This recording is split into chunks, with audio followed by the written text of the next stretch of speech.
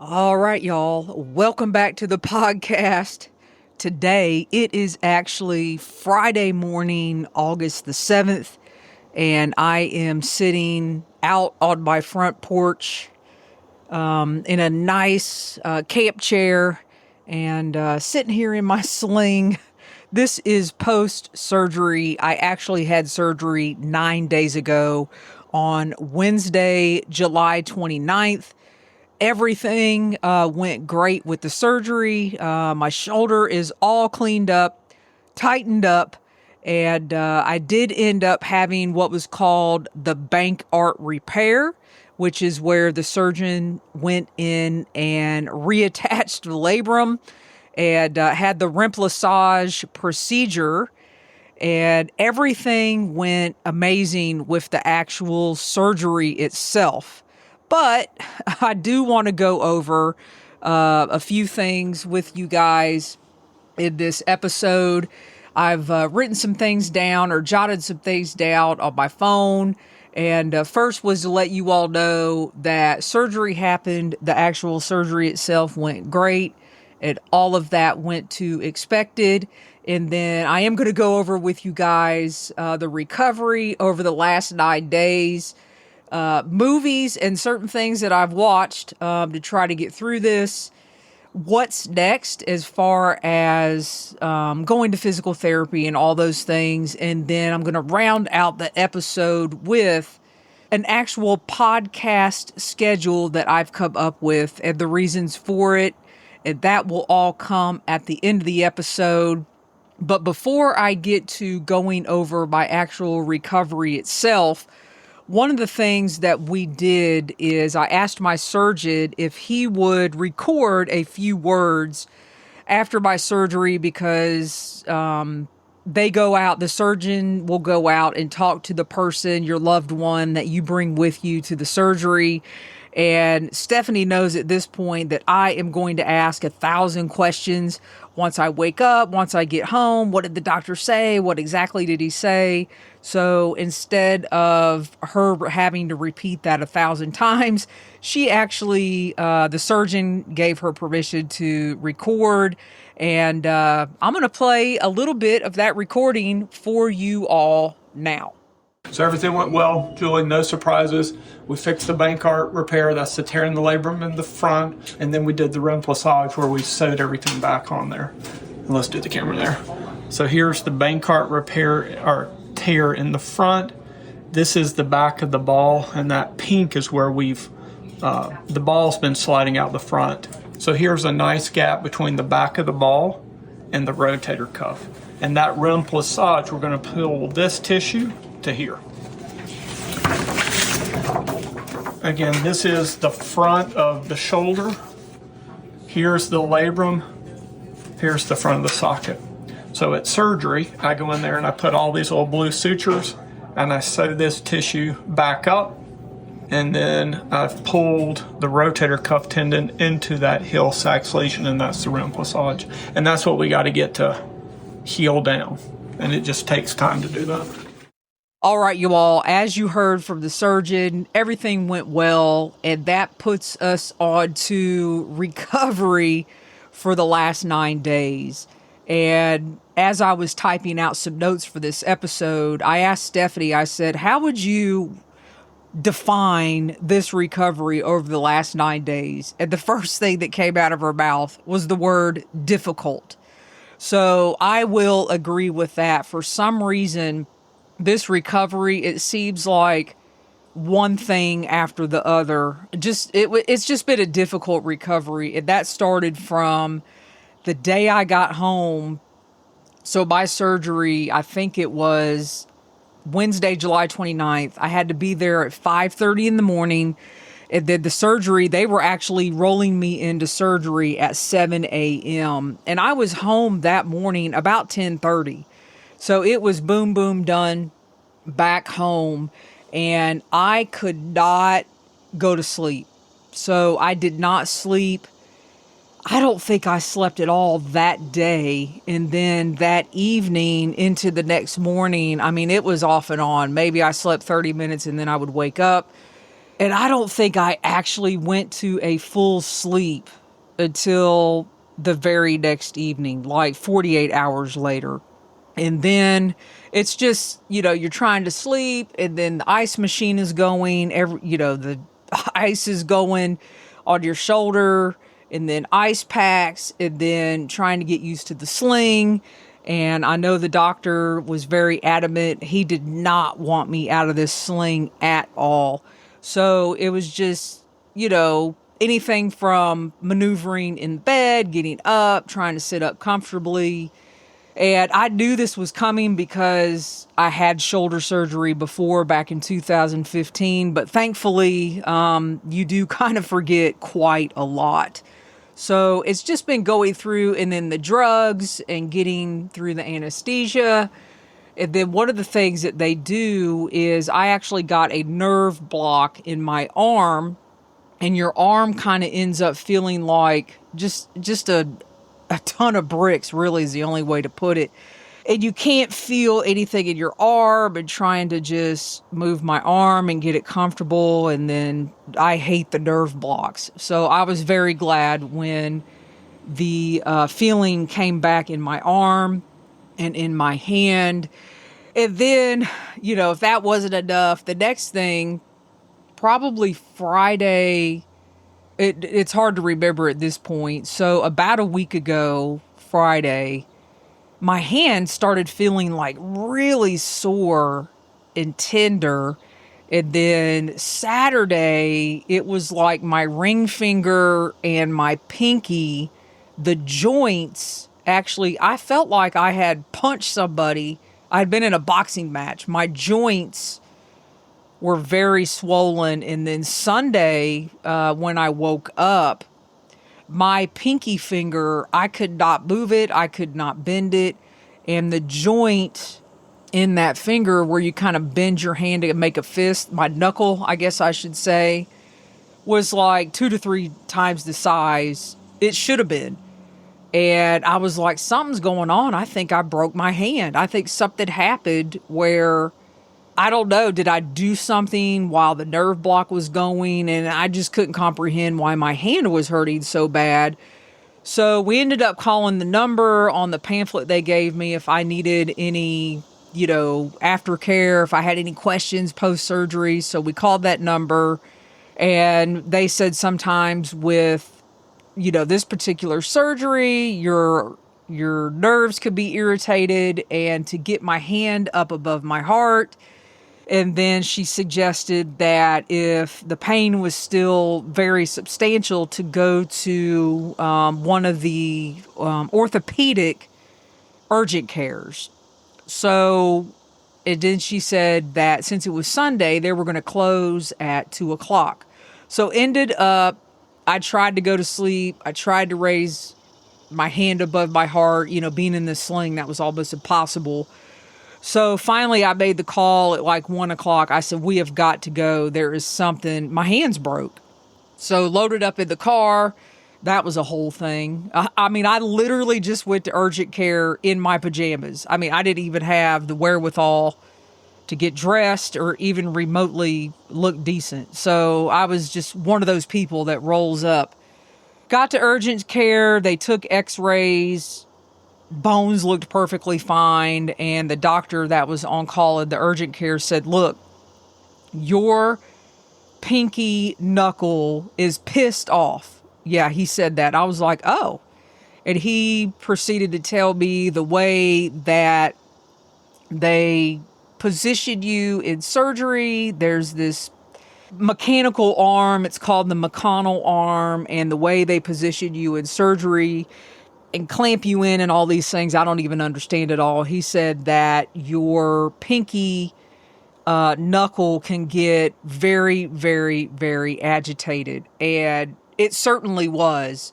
I mean, you guys, I was on Oxy. That's the medication they gave me. And the OxyContin wasn't even doing anything for this pain. I mean, it was just like, oh my gosh, my hand pain took over me even having shoulder surgery. At this point, my shoulder wasn't bothering me at all. It all turned into my hand. So came home. Basically, the doctor was like, this will significantly get better. Reached out to my surgeon via the portal. He got back to me immediately, and he said, you did the right thing. You needed to go, blah, blah, blah. Anyway, I was in total doubt that this would get better. But I'm here to report it has gotten significantly better. At one point I had myself going into some kind of hand surgery. That's how bad it hurt. But it is remotely better. I am not having any issues. My hand is able to go into a fist. And I can tell day by day, over these past 4 or 5 days, it has gotten significantly better, and I feel significantly better. Today is probably the first day I got up, and I was like, oh my gosh, I almost feel like a normal person. So in the meanwhile, while all this was going on with my hand, I started getting like all these emails and texts. Like all of a sudden my phone started blowing up because my email got hacked. So if you received some kind of email from me that was a party invitation, that was false. It is a scam. You need to delete it. I don't know even how my email got hacked. I mean, it looked real. My mom was sending me a text, like family members, like people I haven't heard from in years that I guess I have sent email. People that have been on the podcast 3 and 4 years ago were like, hey, Jester, are you having a party? So that evening after I got home from the urgent care, that's when my whole email thing blew up. So I had to deal with that. So anyway, my recovery over these last 9 days has, it's been one for the history books, but we're moving through it. And today I actually feel decent enough to record an episode this morning and get this out there. So I wanted to let you guys know some shows that I've been watching, just in case you want something good to watch on Netflix or need a good series to watch to kind of pass the time.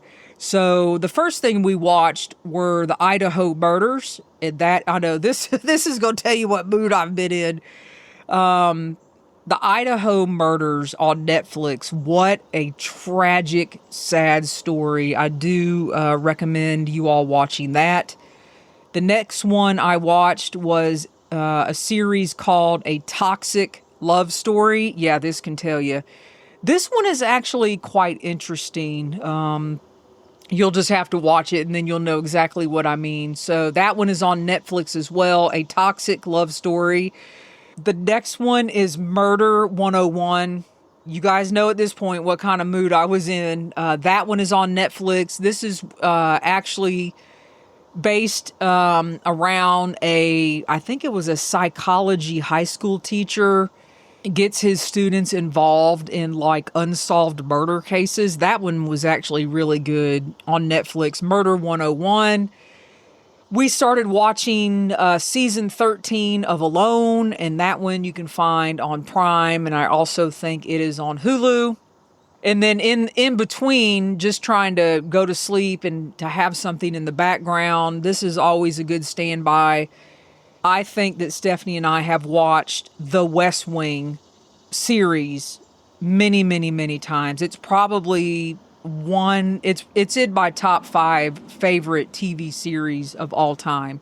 So at any given moment, I could always put on the West Wing and either fall asleep, watch, not have to think about anything, kind of that mindless television.